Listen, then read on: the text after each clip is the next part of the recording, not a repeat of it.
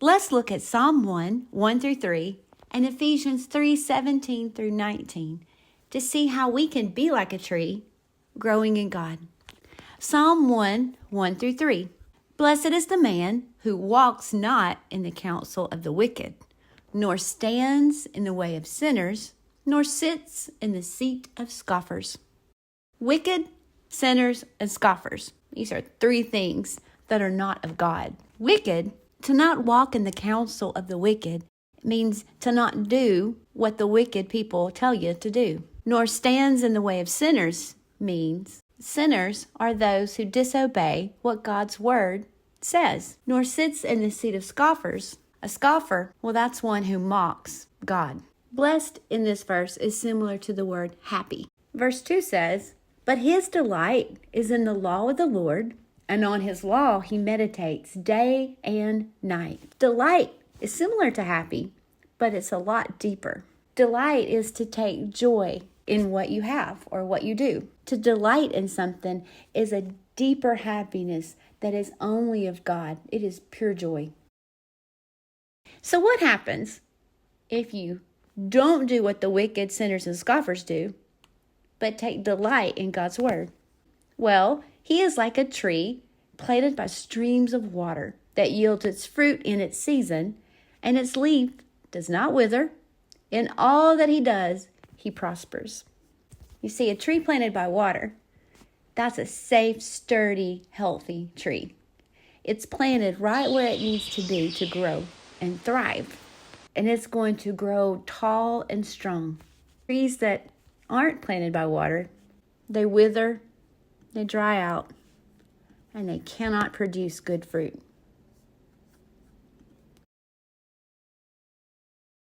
In the Bible, the word fruit is meaning the things that we do, how we are recognized. Matthew 7 reminds us that a tree is known by its fruit. A person is known by the things that they do and the work they produce. Just like an apple tree is known for producing apples. It's not going to produce a peach. A banana tree, you know it because it makes bananas. An orange tree makes an orange. That's what trees are supposed to do. They produce fruit, and you know them by their fruit. Trees also, for little critters of God's creation to live and eat and grow. Trees also do many other things for us in this world. You see, a tree obeys and worships God by doing what it was created to do. Now, how can you be like a tree? The only way to be like God's tree. Trees need strong roots planted firmly in the ground so they can grow tall, strong, and stay steady. It really matters where your roots are planted. Ephesians 3 reminds us just where our roots need to be, so that Christ may dwell in your hearts through faith. And I pray that you, being rooted and established in love, may have the power together with all the Lord's holy people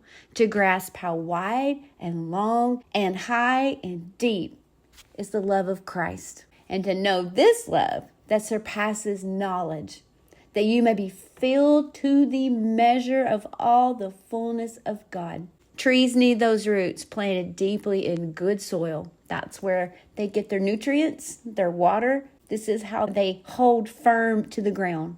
You are like a tree when your roots are firmly planted and established, rooted in God's word, because his word is filled with his love.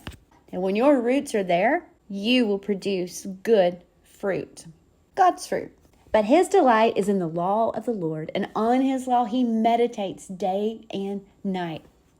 Think about God's word day and night. In all that you do, in everywhere that you go, be planted and rooted in him. That's how you're going to grow in God and be like a tree. So put those roots in God's word and grow and thrive in him and be like a tree. Thanks for watching and studying God's Word with us. Our Bible Art membership has more printables, resources, and art available for this verse and many others. For more Bible and art ideas, visit us at forgethimnot.com and hit subscribe. But most importantly, forget not the Lord.